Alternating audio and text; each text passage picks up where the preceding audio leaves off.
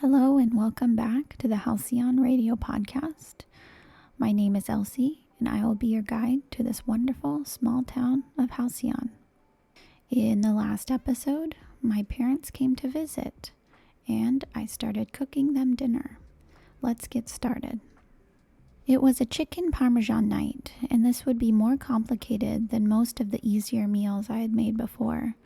I needed to cook the chicken to a juicy, tender 165 degrees. I could hear my mother in the lounge, telling my dad how amused she was at me cooking. She was laughing now, probably in some sort of horror at her daughter in a kitchen working alongside a robot. The idea of it seemed to break her, I think. Miss Maisie laughed along, maybe unaware or just enjoying the situation itself. A couple hours later, after the sauce had been seasoned, the chicken finished and the noodles made by hand, I was exhausted. I certainly didn't have the energy to present a meal to my parents for them to critique, but this is where I was in life. Sometimes you're handed things that don't make sense or feel right, but in the end, it's what you needed. In that moment, I needed this, whatever it was. An act of rebellion, a showcase of how far I'd come in such a short time, a hint at a different way of life that might suit me better. I didn't know. But as I held a plate of noodles with a generous helping of tomato sauce, chicken, and melted cheese on top in each hand, I felt a sense of pride. The tastes blended together just right. I wasn't on Naomi's level yet, but this was good. I knew it. As I entered the dining room, there were lit candles all around. Every guest had a glass of wine in front of them. My mother, her eyes, the eyes I'd known my whole life, looked at me as though she never had before. I wasn't sure what the expression was. Surprise, possibly. Disappointment, most likely. I set a plate in front of each of them. Basil made sure Miss Maisie and the other two guests staying at the inn that evening all had theirs. The murmurs began while I hid in the kitchen for a moment, catching my breath, awaiting the response. I peeked into the dining room. My mother was inspecting the bite she was about to take, as though it could harm her, whispering something to my dad, who was gulping down the wine and commenting how well it paired with the sauce. Basil spoke up. Miss Elsie added a hint of saffron to the sauce, and I think that gave it the extra flavor this evening. There were nods and a few small comments.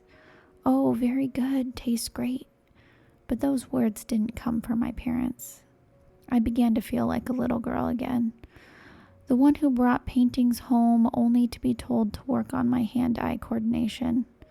I slunk back into the kitchen and sank onto the floor, still wrapped in my apron. As I looked at the tiles around me, a sprinkle of flour came floating down, as though a cloud had appeared and decided to disintegrate right there in the kitchen. I looked up to see where it came from, but it stopped the moment I noticed. Flour was now surrounding me on the floor. In that instant, I remembered the apple pumpkin cake. I could smell its aroma from the oven now.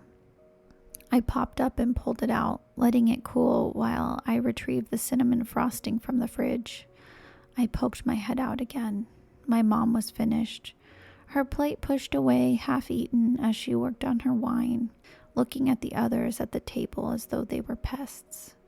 My dad was still picking at his food, nodding along with my mom. In the kitchen, I felt safe, a world away from the disappointment waiting for me in the dining room. Then I heard a loud voice. Miss Maisie spoke up. Well, where is that girl of yours? She addressed my parents in an exaggerated tone. Oh, that had to be the best chicken parmesan I've ever had, don't you think? She turned to the guests around her, and they nodded in agreement. You both must be so proud. My mom practically clutched her non-existent pearls. My daughter went to the best college in the country and did not study cooking. Miss Maisie replied, Looks like she didn't need the schooling. I was blushing, ashamed even though I wasn't in the room. My dad spoke up. Well, she's certainly keeping herself busy here in Halcyon, as though that was supposed to be a compliment. I returned to my cake. Surprisingly, it had already cooled in front of the open window. The autumn breeze was starting to give me a chill. Then I tried to remember when I'd opened the window. I took my time icing the cake and straightened my apron while Basil grabbed small plates. We entered the dining room together. I made a little something special tonight, a recipe I reinvented myself. The eyes of some of the patrons opened wide, as though I'd made their day. Miss Maisie beamed with delight. "Oh dear, you already cooked us such a wonderful meal, a cake on top. I can't even imagine how good this must be." My mother looked even more disapproving as I set the cake down and started cutting generous slices, handing out the small plates one at a time. As everyone began to take bites, the delight on their faces was obvious. "Oh my gosh," one of the ladies gasped. "This is incredible. What kind of cake is this?" the man asked. Miss Maisie piped in, "Elsie, you've outdone yourself with this one. I can't stop eating it." Then I looked over at my parents. My mom had actually taken a couple bites, and my dad's was almost gone. "Yeah, this is great," my dad said with a stuffed mouth. But as my mom took another bite, she didn't say a word. I took the compliments to heart and retreated back into the kitchen, relieved I'd gotten a compliment from at least my dad. As I started cleaning, my parents appeared in the kitchen. "Elsie," my mother said, "it's time to go now." I began to get angry. So angry I thought whatever came out of my mouth would be too harsh to say, even to them. I could hear my dad whisper to her, but she insisted. I kept my back to her, hands fast at work with the dishes. "Elsie, let's go. Let the robot finish those." "No," I said plainly. I heard a gasp. My mom spoke again. "No? You're just going to waste all your potential here? You went to the city college, Elsie. Do you know how expensive that was?" I spoke up with a roar I didn't know I held. "I never asked for that." Both their faces were covered in surprise. My dad took my mom's shoulders. "Marie, I think we should go. Elsie, if this is how you want to spend your time, well, we tried our best." My mother shook her head. As they left the room and walked out the front door of the inn, heading back to the city, I stood for a moment with my hands in the dishwater, wondering what I was doing. Should I run after them, tell them to take me, make my life good again? But something in me kept my feet planted. Basil saw the whole interaction. Without saying a word, he placed his metallic hand on my shoulder for a moment. I finished the dishes as Basil cleaned up the dining area. There were many compliments on the chicken parm, but mostly on the cake. It had been devoured.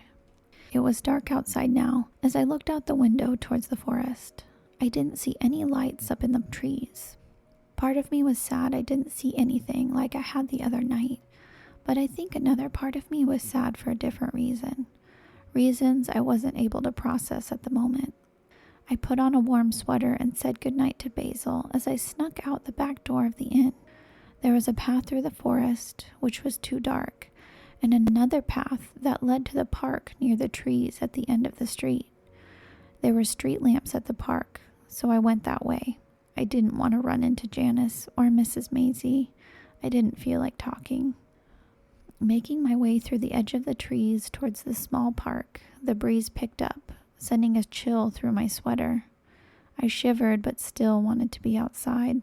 The park was empty and there was a single bench to sit on. I settled onto the cool wood, noticing the stars sparkle across the sky.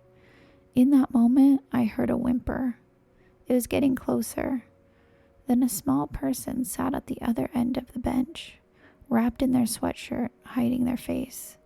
The whimpering continued. I didn't know if I should interject or not.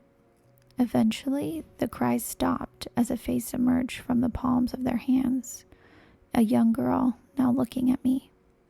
"Who are you?" she asked, stunned because I thought everyone knew by now. I'm Elsie, I said. I work at the inn with Janice and Basil. Oh yeah, I heard about that, she said through a heavy tone. Looks like we're both having a rough night, I said. The girl scoffed. Yeah, you could say that. So what's your name? I asked. Darla, she said. I live down the dirt road by the farmhouses. I nodded my head as though I knew where she meant. My parents don't like that I'm living here, I blurted out. My parents don't like that I'm living here either, she said. Stunned by that admission, I replied, I'm sure that's not true. She said in a quiet whisper, It feels true. I sat with her for a moment, taking in that feeling. It was all too familiar for me as well, but I was curious. Why do you say that? She looked down at her feet and shrugged her shoulders. Seeing as she didn't want to elaborate, I asked, How old are you, Darla? She replied, 10. I nodded, and we sat together for a while before she said, Have you noticed the lights in the trees yet? I looked up. I could see a cloud of lights high in the trees, buzzing around as though they were listening in. What are they? I asked her. She looked at me. I don't know, but they're friendly. They kept bouncing around in my head.